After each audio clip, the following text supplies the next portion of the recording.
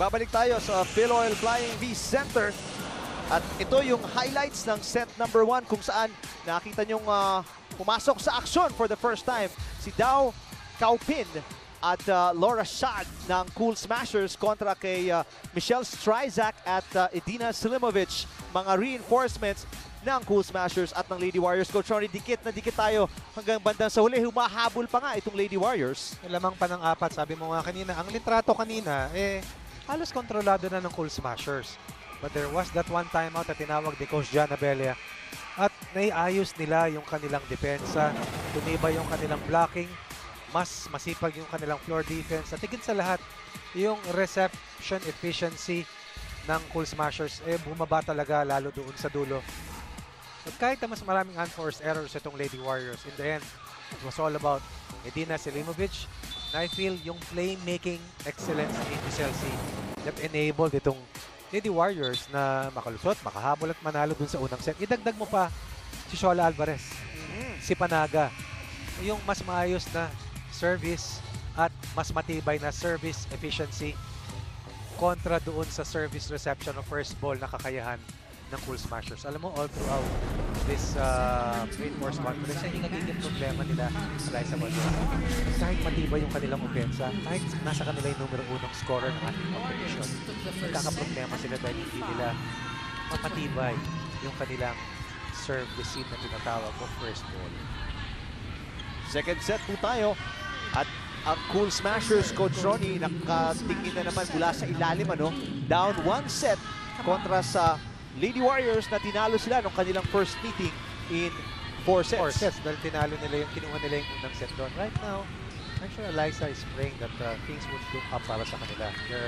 They're outside looking in when you talk about teams that are right for a probable seed sa Final 4. Pero kung hindi man para sa automatic seed sa top 2 spots, magandang duelo. May ayos yung chemistry para pagdating dun sa quarterfinal round. Mas competitive sila. Pakinggan muna natin. Yes. So, kamusta ka naman ngayon? Are you still in pain? When do you think you can play again? Kamusta naman yung situation mo ngayon? Teka, naputol. Maganda sana yung hinihintay ko yung sasagot ni Myla Pablo dahil nga may back issue siya kaya hindi siya nakakapaglaro ngayon. And in fact, hindi nabuo yung laro ng huling laban ng Lady Warriors. Oo. Probably it was pain that she felt. Kung siguro crippling pain, ika nga din, hindi na siya nakatayo. She had to be stretchered out of the Philoil Flying V arena. Service error nangyari kanina para kay Eliza Valdez. Subalit attack point kinuha rito ni Eliza para sa Cool Smashers para makatabla at 1 point apiece sa ating pangalawang set. Yung first meeting ng parehong koponan, nanalo ang Cool Smashers ng first set. So medyo kakaibang sitwasyon to para sa kanila kontra sa Lady Warriors, pero hindi kakaiba na nakakaramdam sila ng pressure dahil nga talo sa set na ito. At in their last 6 games, 4 doon bumagsak, talo sila. So yan, para naman sa Lady Warriors, last 2 games, inabot ng 5 sets. Dun sa huli nilang laban, 2 set lamang ng Water Defenders, hinabol nila. Dun sa laban sa Perla Spikers, 2 set lamang sila, hinabol sila bago sila nanalo sa 5th set. Pero sa ngayon, 3 straight points, kinuha nila Eliza Valdez para lumamang ng 2 kontra sa Lady Warriors. Leia, fan na fan ng Cool Smashers. Kaya yan. Hashtag PBL on ABS-CBN. At mukhang trending na naman po ating hashtag.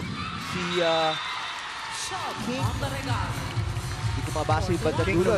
King Luis ba yun? Oo, salamat sa yung tweet. Si Jing with going and see in the floor. Parang may 2 setter and libero ang Lady Warriors. Both good setters and defenders. Go, gals. Hashtag PBL on ABS-CBN. Kaya ang tawag po minsan sa mga libero ay secondary setters. That's right. Dami ko yung tututunan dito kay Coach Ronnie. Mga terms and things na gusto nyo malaman. Tag nyo lang po ang at ABS-CBN Sports at gamitin ang hashtag PBL on ABS-CBN. Ikaw nakita mo. Outside. So outside, si Valdez. Actually, clear sa akin. Humingi lang ng maiksing explanasyon mula sa ating first referee, Jeff Lopez. Elaine Casilag nagsuserve. Lamang ng dalawa ang kalaban. Cool Smashers. Dao! Kaupin! Pupuntos. Punta natin si Gabriel Christian. Well, Eric and Coach Ronnie, alam nyo, hindi lang si Myla Pablo ang out for this game ngayon for the Lady Warriors dahil nga ngayon, graduation din ni Gail Valdez. Out of the game muna ang pag-uusapan natin ngayon. Alam mo, sabi nga sa akin ni Giselle, si kanina kahit nga daw kulang daw ngayon na players ng Lady Warriors ay patuloy pa rin daw sila nga magpapakitang gilas para makuha nila ang kanilang 7th win. Actually, graduation nga ngayon ni Gail Valdez na galing nga sa National University. So, congratulations, Gail. Back to you, Coach Ronnie and Eric. Alright, salamat Gail Valdez sa dalawang libero ng Lady Warriors. At congratulations. Oo naman, Gail. I'm a big fan of student athletes who make sure that they fulfill the promise of finishing their studies and at the same time continuing to live their dreams of playing the sport that they love the most. Dito po sa ating professional na kompetisyon ng Premier Volleyball League. Things are looking good para dito sa Cool Smashers. Maagang paglamang. There's Oliver Almadro. Kaya sigurado may energy. Hindi lang siya, kundi si Ibiza. Jonalyn Ibiza, napapagsabihan ng kaunti. Going, di maganda yung unang first or yung unang receive. Ang bigat ng service eh. Dao Kaupin! Ang ikinaway ay outside pero yung overrule, may overrule ang ating first referee Jeff Lopez inside ang bola. Kantong-kanto, cross-court point coming from Dao Kaupin. Dinala sa 5. Tignan mo yung palo. Hindi man lang inilihis sa double block. That's clearly in. Sakto sa linya. Well in. 7-3, 4 kalabangan ng Cool Smashers. Ito ang pinakamalaking lamang nila dito sa set number 2. Pero papalo si Casilag at sakto rin sa linya. Back row hit coming from Elaine Casilag. Going long. Off-speed point coming from Elaine Casilag. One of 3 local players averaging double digits para dito sa team ni Coach John Abella. Tikit sa net masyado. Nahirapan doon si Cabanos dahil kay Shad. Stryzak, tinapek Shad. Soriano on a 1-2 play. Ever si Stryzak. Ganda ng block ni Soriano. Stryzak again. Cabanos, iaangat. Dao, natapik ni Giselle C. Back row attack. Casilag kinapos sa hangin. Nalunod sa Elaine Casilag. Pinakamalaking abante muli ng Cool Smashers. 4 laban dito sa Lady Warriors. Angela Binting at mga kasama niya mula sa Adamson Lady Falcons. Nanonood at sumusuporta sa kanilang mga ex-teammates. May mga Nandito si Gemma Galanza. si Galanza. Diba? Nabanggit natin na Cool Smashers at Lady Warriors naghaharap ngayon. At ang laban na ito hatid sa inyo ng Ribisco. Making delightful moments possible anytime, anywhere. Dao Kaupin ang ating Thai import para sa Cool Smashers. Following the lead of Jeng Goli. Naglalaro naman para sa team ni Coach Roger Durayet. Alam mo si Eli Benting, pwede mo maituring na isa sa mga pioneers ng V-League. Decorado, multi-awarded, and helped propel the sport to where it is now. Isama mo na rin si Yang Guoli. One of the very few reinforcements ng unang parte ng V-League. Continues to play the game at 34 years old and won a title playing for San Sebastian, I believe in season 4. At hanggang ngayon, nasa ilalim ng pangangalaga ni Coach Roger Durayet. Sabi niya, huling taon na raw niya ito maglalaro sa Pilipinas. Looking to win another title for Coach Roger sa kanilang pagiging reunited na naman muli. Stryzak, hindi natuloy yung block kay Shad. And balikan natin yung sinasabi mo, Coach Ronnie. Nabanggit niya nga na hindi lumalakas na yung mga mas bata. So, medyo mag-graceful exit siya. Alam mo, kasamang Eric, si Lebron James lang naman ang parang Benjamin Button. Grabe, habang tumatanda, bumabata yung laro. Klase yung kailan yun, 42 points biggest deficit ng sa playoffs ng isang koponan yung pagkagulpin nila kanina sa Boston. Ito, hindi na mapigilan na itong si Dao Kaupin. 7-point lead, 3 straight points. After the first technical timeout, hugot muna ng ceasefire si Coach John Abella. We're losing focus. We're losing our focus on the game. Alright? What I just told a while ago during the technical timeout, we just need a good pass. And they made what? 3 points. Hey, settle down. Don't be rattled. Settle down. It's just too early at the set. It's too early. early to be rattled. Settle down. Settle down. Right? One pass again, ladies. One pass. Let's go. Nadinig niyo yung tinig ni Coach John Abella. Napasimangot na si Coach Jan. Settle down. It's too early to be rattled, sabi niya. At ito na nga, 7-point deficit, 7-point lead para sa kalaban. Pinakamalaking kalamangan to ng Cool Smashers. Coach Ronnie sa laban na to. Pinakamalaking kalamangan sa buong match. Nating nakita. Ito yung mga nadadalang hindi natin nakikita dati para sa Cool Smashers. Yung reinforcements nila.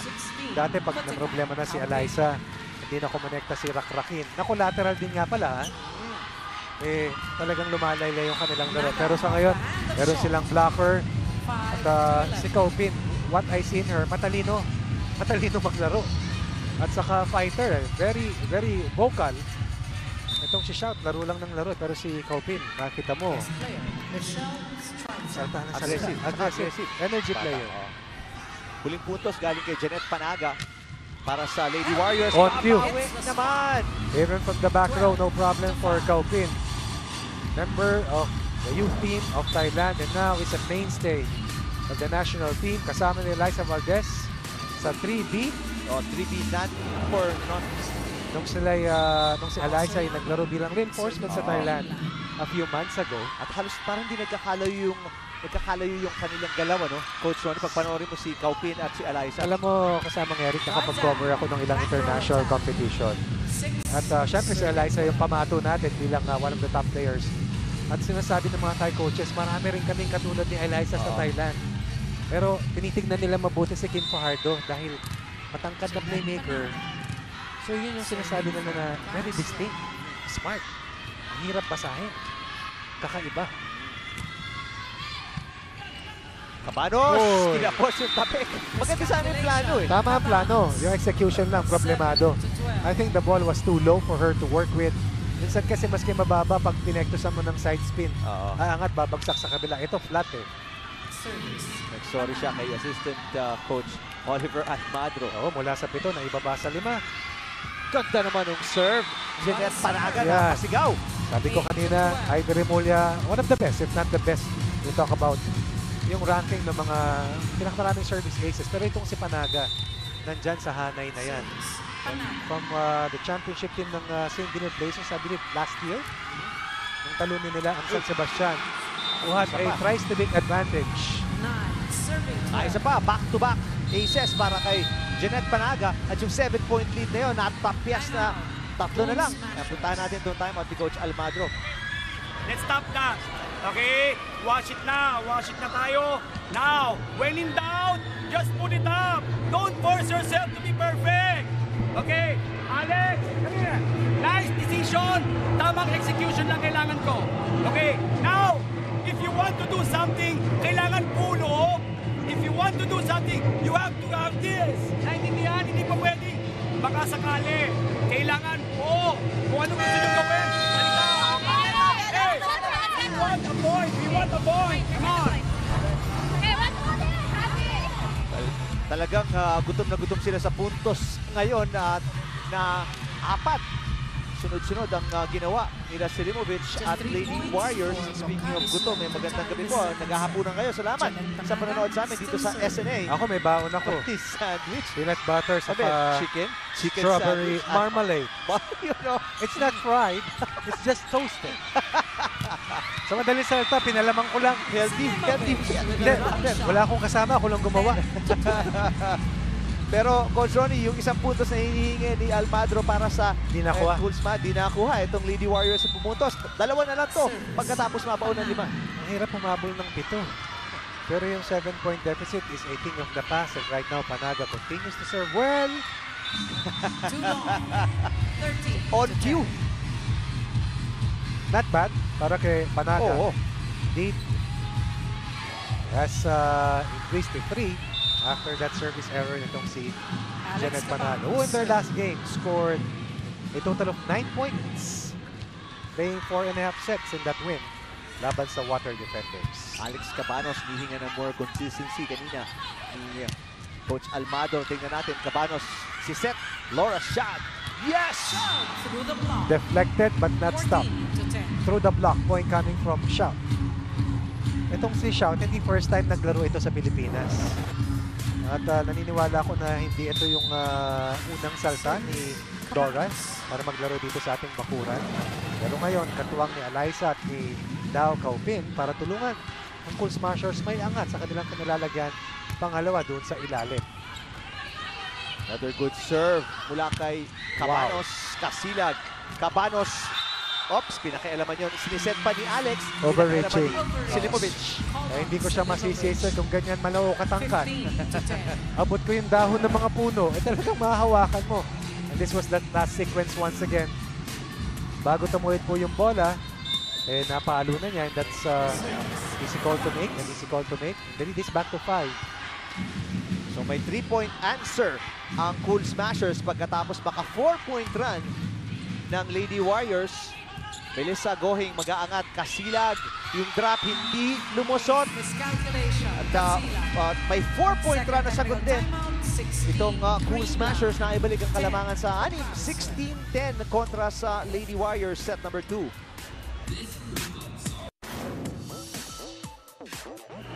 Hi Colleen, ako si Rose. Tanong ko lang kung ano yung beauty secrets na pwede mo i-share sa amin. Kasi ang ganda-ganda mo. Hi Mary Rose! Thank you sa tanong. Pero wala naman akong beauty secret. Siguro lang, lagi lang yung ginagawa namin na good vibes lang kami. Yan yung secret ng Dreamline players para laging fresh lang sa game and happy. Thank you!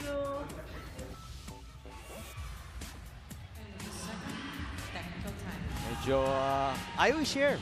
Biro lang. Siyempre, simple lang naman ito at mga girls dito. Nakikita niyo si Jonathan ng president ng Cool Smashers. The Dreamline Cool Smashers. At sa pagbubukas ng ating second conference sa July 1. Ng All Filipino Conference. Sana dumami pa yung mga teams na kasali. Parang nabanggit kanina ni Sir Ricky Palu, president ng Sports Vision, dalawa pa, sabi niya, no? So baka sakaling 8. Oo, so magandang balita para sa mga fans ng Premier Volleyball League. At isa pa magandang balita para naman sa Cool Smashers. Alas, para sa setter na si Alex Cabanos, balik sa 7. Pinakamalaking kalamangan ng Cool Smashers kontra sa Lady Warriors. At mukhang pangalawang sunod na alas. Sakit yun, ha? Sumampal dun sa ating ad board. At alam natin si Goy kung gaano katibay ito. Baliwala lang. Pero di baliwala itong 8-point lead ng Cool Smashers, Coach Ron. Biglang lumobo na naman ulit kanina. 12-10 na lang ito. 6 straight points si Mel Gohing. Kaya ang dami ng tape eh. A double-double performer each time around in terms of digs and reception. Pero imagine mo yung sakit ng katawan itong ating pocket rocket na matatawag. Oo. Ganda naman. Edina Silipovic with a tip para maputol yung 3-point run ng Cool Smashers na dumating pagkatapos ng 4-point run. Yes, yes. Silipovic scoring off that tip coming off that slide play to stop that scoring run na hawak ng Cool Smashers. Pero ito, Coach Ronnie, dito kailangan na medyo mag-concentrate ng kaunti ang Cool Smashers. Nakita natin kanina 19-15. Sa depensa. Lamang sila ng 4, hinabol sila. Actually, nasanggan na nila yung unang pagbabalik ng Lady Warriors. Pero I'm quite sure na meron pang isa. Ito, mahusay din mag-serve itong si C. Importante, sinasabihin na ni Coach Oliver si Ibiza na you have to be ready now. Kaupin, hinatid sa kanyang teammate in Thailand na si Bigat. Alyssa. Yes! Ang bigat ng palong yan. It was not a perfect pass. It was an underhand set para dito kay Alyssa Valdez. Gandang timing ni Phenom. I believe closing on a double-digit performance once again. Getting a lot of help from Kaupin and of course, itong si Shaft. Over-receive. Na-over-receive din ni Nepomuceno at outside diretso. Balik sa 8. Pinakamalaking kalabangan ng Cool Smashers to. Tatawag ng timeout si Coach Abella dahil malaki-laki ito at bandang dulo na ng set number 2. Pakinggan natin. Tay, ba't nagpapadali ka? Lumisin dito. Nakita mo, tinignan mo pa kung saan ka nakatayo, tapos kukunin mo na agad dito. Outside talaga, outside na nga eh. Outside talaga. Diba? Hey! You need the momentum going to the third set. Alright, you need the momentum going to the third set. One pass, 1 point. Let's go. Let's go! Hey, Pukai! Well, may run na binigay kanina sa first set ang Lady Warriors nung tumawag ng timeout si Coach Abella Last at push. 19-15. Pero ito, Coach, Iba to. 20-12, walo. Medyo mas Iba to. malaki-laking challenge to. Doon kasi ang momentum talaga napunta sa kanila agad eh. Dito nasangga ng Cool Smashers. Lumobo pa. Oh, time but goes may to the sagot middle. agad si Salimovic. Maski nakabantay, nakaanino yung dalawang blockers. Good quick play nitong si Giselle C para sa primerong scorer ng Lady Warriors. Myla Pablo, 16 points a game, not seeing action in this match. Out with a back injury.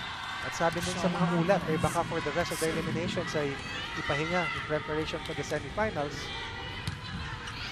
Shola Alvarez had critical points of her serve dun sa set 1 na panalo dito ng Lady Warriors. Gandang dig ni Alex Cabanos. Papalo si shot na block. Valdez, iaangat. Punta kay Kaupin. Oh, wow! Selimovic! On offense and defense, Coach Ronnie. Double block. Let me put it this way. That's a giant double block para dito sa Lady Warriors. Well read yung pasa at maski anong buwelo at puwersa ni Dao Kaupin. Return to sender. Ang nangyari doon. Lead is now at 6.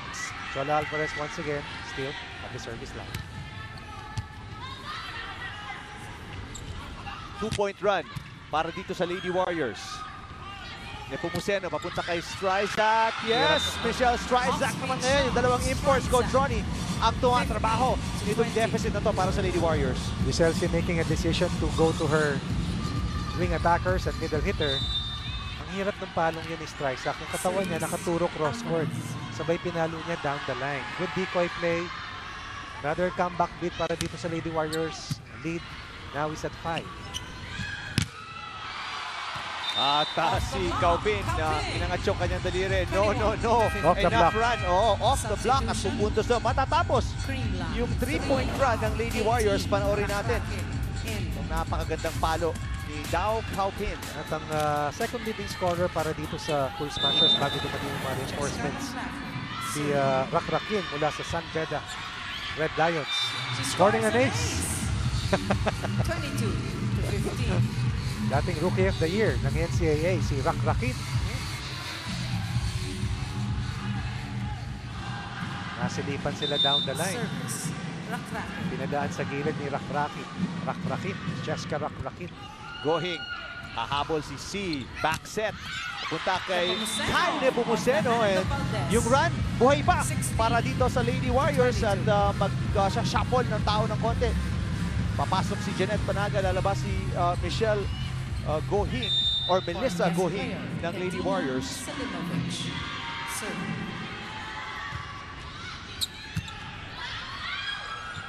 Medyo mababa yung set para kay Pao Soriano na ihatid niya pa sa kabila. Michelle Stryzak, maganda yung dig ng Cool Smashers. Kaupin, blocked. Shot.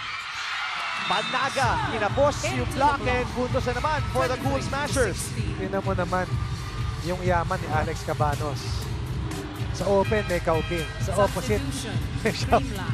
Iangat mo lang, kayang paluin Panaga, deflecting that attack. Pero instead, it took the chance nitong si Selimovic na mabuhay yung bola at iangat sana para maka-counter attack.